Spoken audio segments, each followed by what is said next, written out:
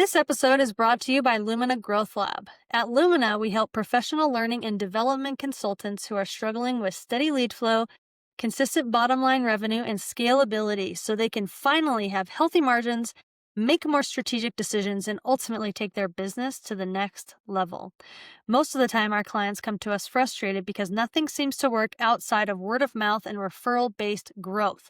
But with the right strategy and support, they're able to confidently add new channels of lead generation that create sustainable revenue and year-over-year growth for cheaper than ever before because of the use of AI technologies. If that sounds like you or someone you know, connect with me on LinkedIn and I'd be happy to have a conversation with you about unlocking your business's potential. Now, let's dive into today's episode. Welcome to the Marketing Matrix. I'm your host, Lisanne Murphy, and today I am joined by the one and only, the talented Benoy Tamang. Benoy, thank you so much for coming onto the show today. You are so fun, Lisanne. Thank you for inviting me. I'm happy to be here. Oh, guys, I had the opportunity to meet Benoy, and we realized that we were actually neighbors. We're both in Utah, and so it was fun to meet a fellow Utahn.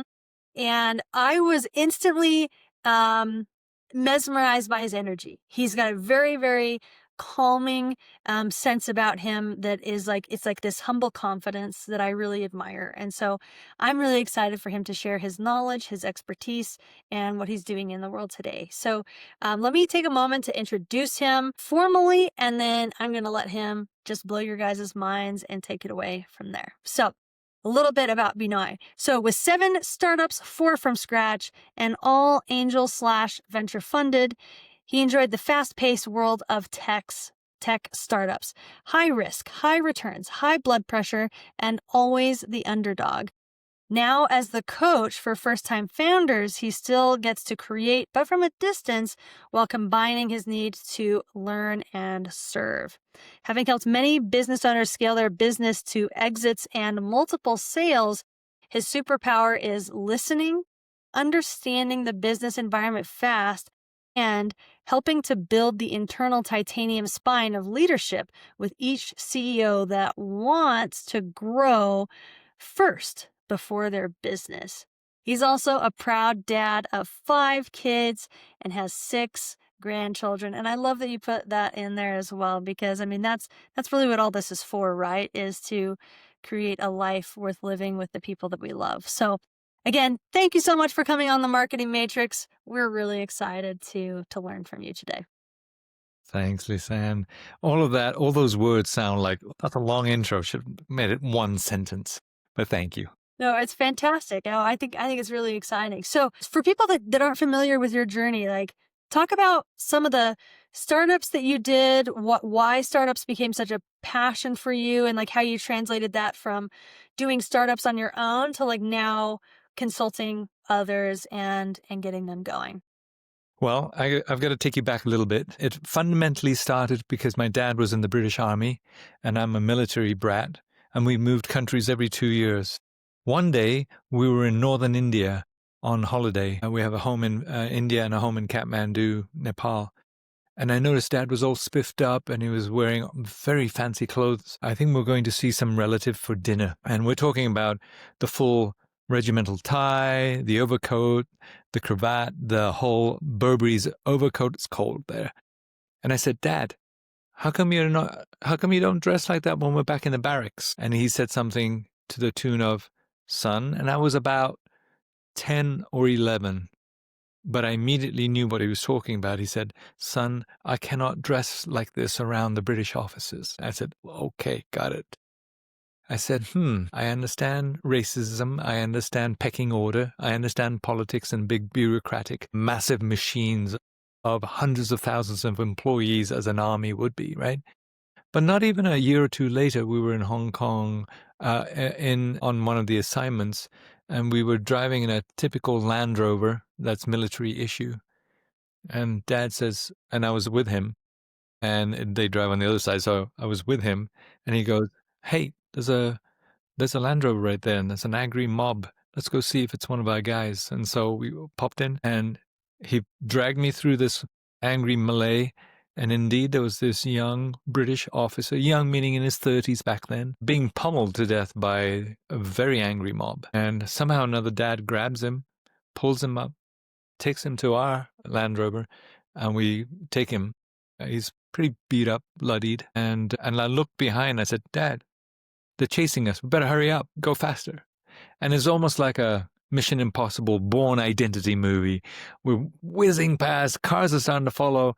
And as he gets to the barracks, there's always a sentry with a gate, right? So we pop through, gate goes down, they can't come in.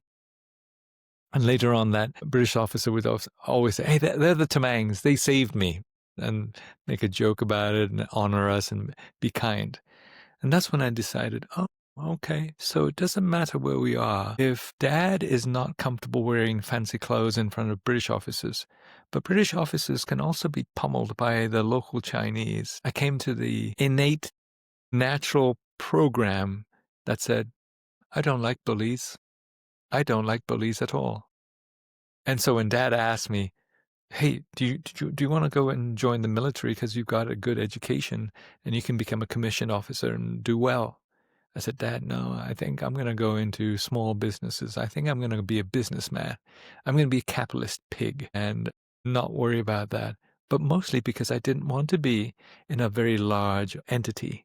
I wanted to do my own. And so, long story to tell you that I do what I do because there is no other underdog bigger than someone who starts their own business. They're up against the world. Everything is against them. So after I had many failures and a few wins on my own, I said, I'm going to root for the underdog.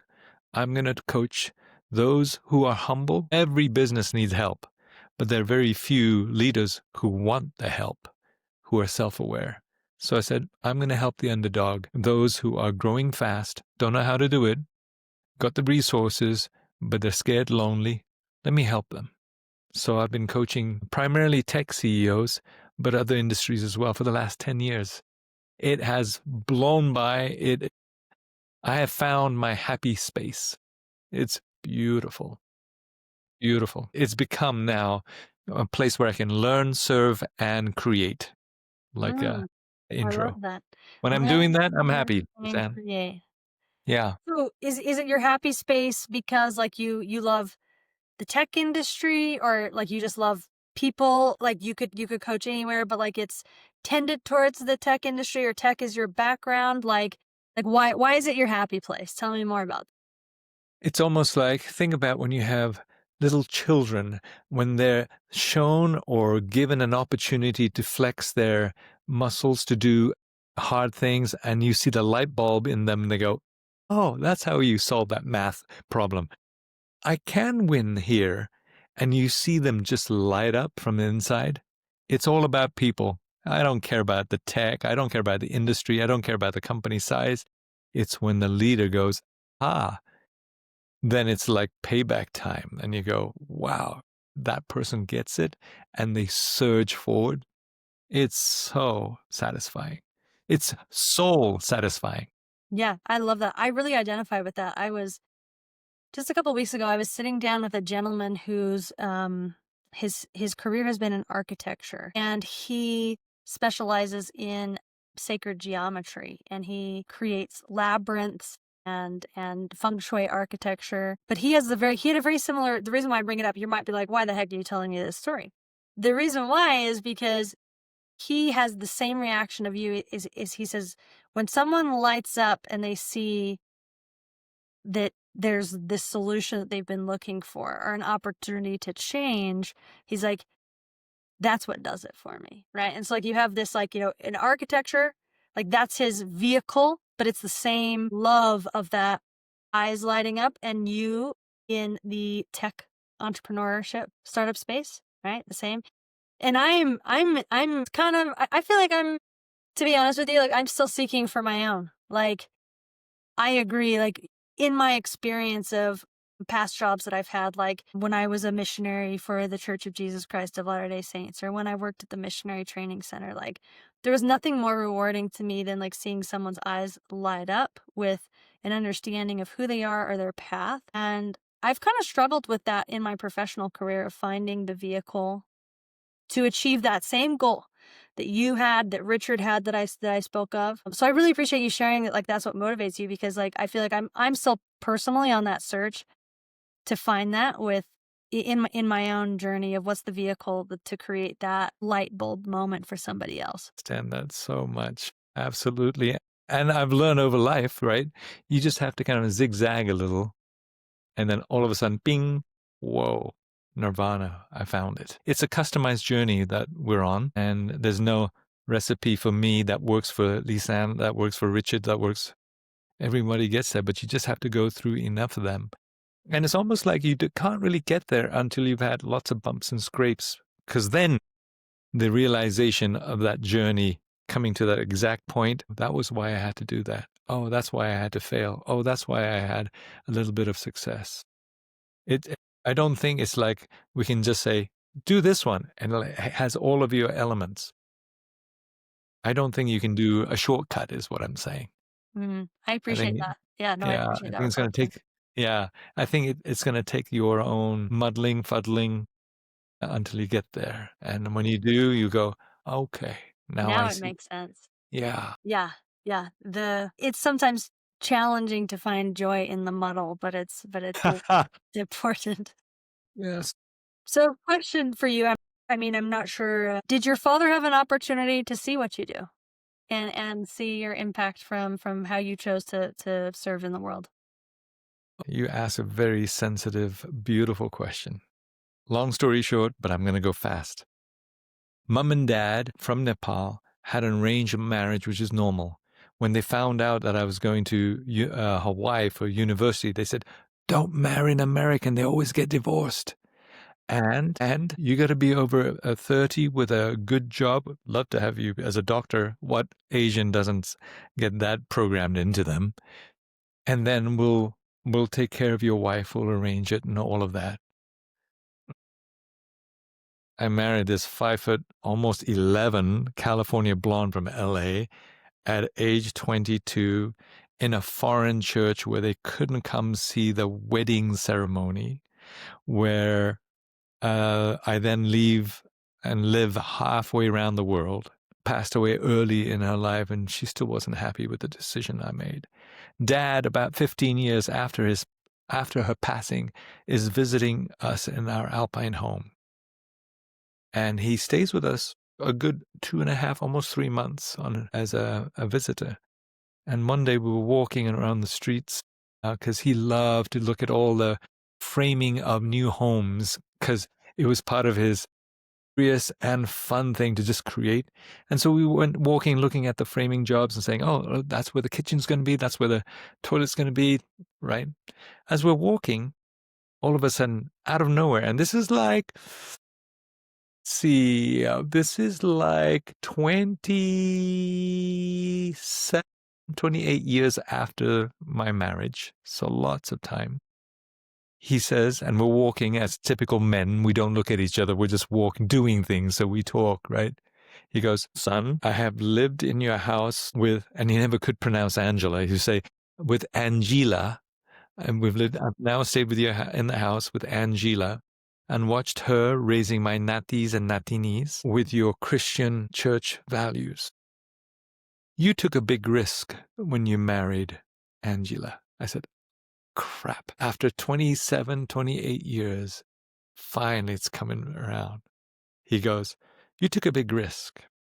I have watched Angela as she's raised the grandchildren, and I couldn't be more impressed by the way she uses your church and Christ's values. Then here's what he says. He says, I could not have arranged a better marriage. Wow. I could have just puddled. I could have just puddled there on the spot. When you ask, my dad get to see? Yes, he got to see. He got to see that I had made something, that I had a family that I loved with a wife who cared. And what child, but particularly the oldest son, me, doesn't seek for confirmation, love, that I did all right. even though I took a very bold move and completely changed the hopes of my parents because Wow. I had to do what I had to do.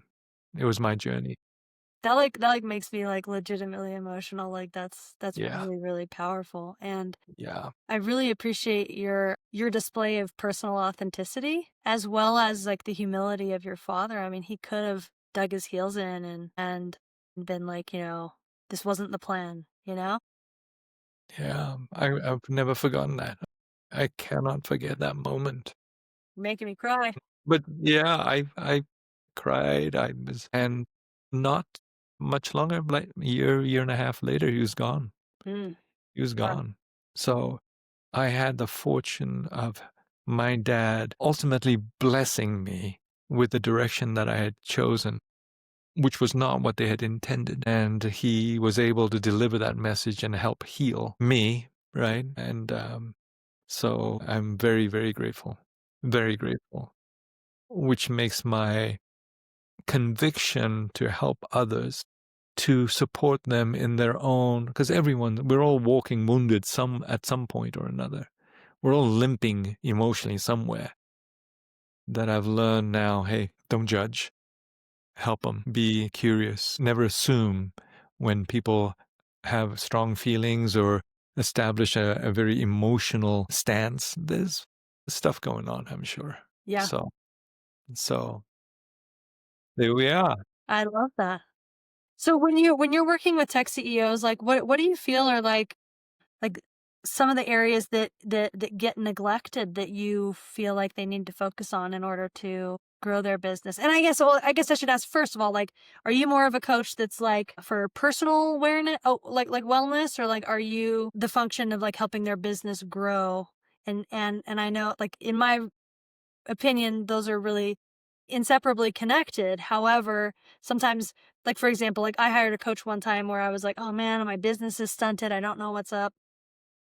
And when we started working together, it became completely personal because it was personal things that were impacting the business. So I'm curious to know like what are common things that you're working on with the CEOs that hire you? Without any doubt, my entire premise is on helping my clients' business accelerate 5 to 10x where they were. In order to do that, and I often use the analogy, you want to have $100 million business, then you better be $100 million CEO first. So that gives you an inkling of how I work. So you want to grow this business and you want to have massive success. Great. Let's focus on you. So there are two things that I see repeatedly to answer your very first question when I encounter my CEOs. Number one, 100% of the 100% neglect themselves in their health, in their balance to life. It's woefully out of whack. Not enough sleep, poor nutrition, no outside exercise. They're completely off in terms of balance. And I've often said, just like we've learned on the airplane, you got to put the oxygen mask on first if you want to help everybody else. How can you think about leading and providing vision and providing resources if you're not thinking well, if you're not healthy, if you cannot execute without oxygen mask on first? Secondly, outside of that consistent theme, second thing that I see all the time is they're almost always leading the business, growing the business out of fear. They are worried to death that the money that they just took in from the venture capital firm or from multiple angels, they're going to screw it up. And so they are going to beat the crap out of themselves and their employees and their new hires, and you can just feel it. And the entire atmosphere, the culture is very much perform, perform, perform. Otherwise, you're out, right? And they think this is a way to do it. Go, no, not really. You're not really going to get the best returns. You're going to get short-term compliance, and you're going to burn out. And nobody wants a leader is someone that people want to follow. You're just managing things like a 10-armed octopus, highly caffeinated, and clearly not at all caring. They're in fear mode. So Yeah. those are two things I see repeatedly. Wow. When people like start an engagement with you, like, do they recognize that that's a problem, or like why do people start working with you and then you're like shine a light on the obvious? I am grateful you laugh at this. I'm now at the age and stage where I will only work with people who aren't turds. That's a simple way for me to be able to screen, right? Are they self aware? Are they humble? And so, like I said before, there are a lot of businesses that need help, but there are a very small minority of the owners who are wanting that help because they are humble. So, to get to that point, to answer your question, invariably they are looking for more results and they are suspecting that they are the issue. But and they're not fully aware of all the different ways that they're self sabotaging the business, not taking care of themselves, and leading versus power and clarity. And dare I say it all the time, love. There's no love there, right? It's self-aggrandizement and the need to put their name up on the marquee on the building. But in the end, they start to think, maybe I'm the one. That's when I come into the picture. The old saying, right? When the student's ready, the teacher appears, kind of a thing. Yeah, I love it. I love it. Yeah. So So, and are you like, are you a solo team? Do you have coaches that work with you with frameworks that you share? Or is it more of like a personalized, like it's got to be a one-on-one thing because you're drawing from your experience? Like, tell me about like the team and business structure that supports your work. solo deliberately. Number two, I have now graduated CEOs who want to coach. They want to coach with me. I have to figure out how to scale the business. I'm working on that. And it is always a customized approach. Everyone is different. There's no cookie cutter stamp. Go do this, take this assessment, da, da, da. No. What's going on? What's happening in your life? Where are you? What's with the employees? What's with the executives that you've hired on? That's interesting. What happened to the code and who's got the IP locked down? There's lots of questions like that. There are some companies that are at 5 million, some are at 27 million, one's at 100 million. Everyone's got a different stage. And yet, evolution and self improvement requires climbing a hill only to find there's another hill. And there's another hill. For sure. Right? And so it's a long journey. Leadership requires behavioral changes. Improvements in the business takes time to be able to track and measure the velocity. And so my engagements are multiple years. So I create great relationships. I end up loving them and we become intimately intertwined. As we crest one hill and achieve one goal, the next one shows up. And I challenge them to morph into the next version of themselves so that they can help the next level. And then ultimately there comes a point where they achieved enough visible manifestation of success, they get to exit. And that's almost, I'd say half of the time contracts or relationships formally end when they exit, half of the time after they've made a major breakthrough. And I just want them to be on a better footing than Yeah. before we leave. I So love that. I think it's so fun that how like you're working on a personal level, but there's like things that are very easily measured by how those personal things manifest. For example, like if you help someone be like, man, you got to sleep more, or like you really need to like go for like take a walk, go sweat a bit. Like it's not necessarily, that's not specifically where it's like, you implement this process and you'll cut the time in half so that blah, blah, blah. However, the outcome will obviously be reflected in how they treat their team members. And so there's more loyalty and there's less turnover, or there's more clarity of what idea that comes for the business because they went on a walk or whatever. And so it's cool how it's like this personal thing, but there's outward absolute effects of like how it shows up in the business as well. I think that's really awesome. You nailed it. Ultimately, I will tell you, as you said that, the one thing that's hit me over the years is, as much as I think I know how to do it, as much as they tell me what's going on, and I go, I do this, I do this, I do this, right? I have learned that ultimately, and there's a difference between consulting, mentoring, and coaching, that ultimately it is almost always very presumptuous if I come with a recommendation. They have all the context. They are the ones who created the business. They know the relationships. They always come up with a better solution to their own problem as I engage in them and inquire, well, what else? What are the other options? As much as I think I've got the answer and I can make that. No.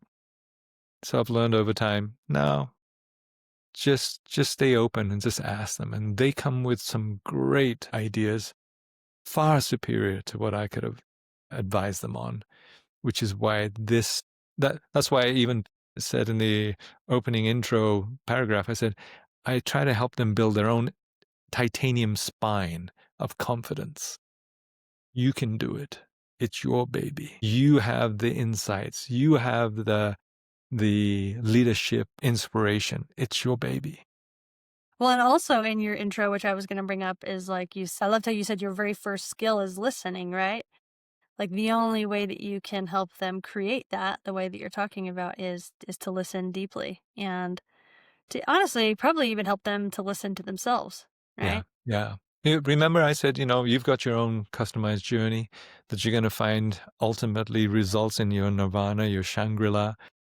I realized that moving countries growing up all the way through high school years allowed me to truly understand people in every continent, every culture, every language: Malaysian, Cantonese, Hindi, British English, French, all sorts. Went through all of them.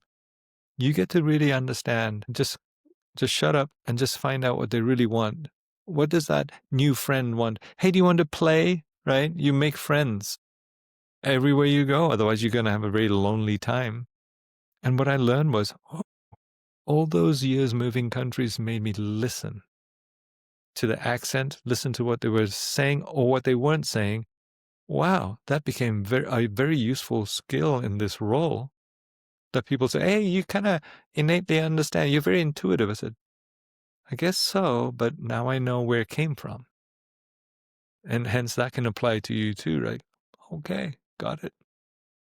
That journey was there for a reason. Yeah. Fantastic. Yeah, and I love how you're grabbing from every stage, even just the fact of moving a lot and how that shines a light on your ability to hear people. I also moved around a lot, not internationally, but domestically in the States growing up. And I've always attributed it that's what gave me the skill of being able to like talk to anyone and like get to know anyone new is because like I was the new kid a lot growing up. And people always ask me if I was an army brat as well, and I say not the army part, but the brat, yes. But it honestly just gave me the chance to always be, "Hey, I'm new. What are you guys doing?" And so I love your reflection on the impact that every experience in your life can fill your bucket of wisdom. Yeah, it does. It's a sculpting, it's a polishing effect that allows you, right? That allows you to kind of emerge to be who you are, uniquely you. There is no other Lisanne around. So Yeah. good for So you. well, thank you, thank you. So what's a question you're mulling over in your life at the moment? Or like is there a topic like that you're reading about or learning? Like what's present for you? There's so many, but I'll cull it down to two. One is clearly the concept of, I better magnify the number of people that I can help. And so I've got to figure out how to scale a very, very service oriented, very focused coaching business. So that's on my mind. Number two, my last child, not married. He's a caboose. He's 23, but he's had the last 5, 6 years has been heavily impacted by the anxiety and depression that seems to be going around in this world, filled around social media and everything else. So my mind is always focused on how can I help him so that he can emerge into that beautiful human being that I know he is, out of the cocoon of worry and self-doubt and always being in the mind, always being in the mind space. Mm, So that occupies a lot of my parental brain as my wife. Those two things I think are topmost. yeah. Well, and I'm sure being a coach in your life and valuing coaching, you probably have a unique perspective for your son, for sure. And then on the work side, it's how to scale it when like who you are is so unique as well, right? And so to honor the impact that you have, but also give the freedom to other coaches as you scale that. I'm sure that that's a complicated Yeah, and I welcome from process. you and from your viewers, readers, listeners. I'd love ideas. At the stage and age, like I am open, completely pliable, completely. So I love input. So thank you for asking those two questions. Yes, I want to ask you all of those questions too, but that's when you get on my show. perfect. Yeah, yeah. You can turn the tables. I better be careful what questions I ask them because you're just gonna turn it around and ask them right back. So tell me about your show. Like what show do you run? It's called Fearless Founders Club, because we want to help those who are growing their business for the first time have the insights and experience of seasoned people who have done it not just once, maybe multiple times, give advice and reduce the fear of being that first time business owner trying to grow the business, right? I don't want to make that mistake. What about this? And so they're really kind of foggy minded. So Fearless Founders was the name that we came up with to say, hey, you can do it. You can do it. And listen to all of these sage, not necessarily just older, but sage people who've gone through the experience and listen to their advice. And so we love giving them stories and inspiration. And it's a very niche arena. We try to focus on tech, first time people. But of course, we have other experts from other industries come in who've gone and grown their business and sold it. But the theme is help inspire, give them advice, take the questions that are come in from the channels and pose it to our guests. Nothing fancy, nothing, no Elon Musk, no, it's just day to day people who've done a great job giving advice kindly to those who want to hear. And we've been very fortunate. It struck a chord. And for being such a new podcast, we've got at least a very exciting initial momentum of subscribers. So we're Yeah. happy. No, that's really exciting. I love that. And yeah, I remember I still have so many steps in my journey of experience, but I remember first starting where every single unknown is just this massive mountain to climb and can be very overwhelming. I have a client that I'm working with who she's in that space and she's being so brave, but she's, her questions that she asks me, are like, what if they say they need more time to think about it, and I remember being in that beginning stage where just everything is like, I don't know what I'm doing. And so I think it's remarkable that you've put together a show to kind of, it sounds like, to keep people confident and focused. Like you said, like with this in the startup world, like everything is against them in terms Yeah. of the odds of success. Yeah. And so to create a foundation of, take a deep breath, learn what you need to in the moment, let the rest go, and it's all going to be okay. Yeah. In the long run, again, it goes back to underdogs. I just want to root for them. I'll do anything to help them. And it's just part of who I am. I don't watch much sports, but somebody says, "Hey, this team's playing this team." And without even thinking, I'll say, "So who's supposed to win?" And they say such and such. Okay, then I'm going to root for that other one. That's awesome. I'll just go, "Okay, all right. I don't know what. Okay, I'll go. I'll watch with you, but I'm going to root for the other one." I love it. I love it. That's fantastic. Well, Benoit, it has been an absolute pleasure and a joy to have you on the show today and to hear about your experience and the life that has formed and molded who you are as a coach. And I really appreciate you sharing your insights and your own humility of your willingness to learn and the questions that you're contemplating in your life. It really has been a powerful conversation and discussion to learn from you. So thanks for bringing your experience and your heart onto the show today.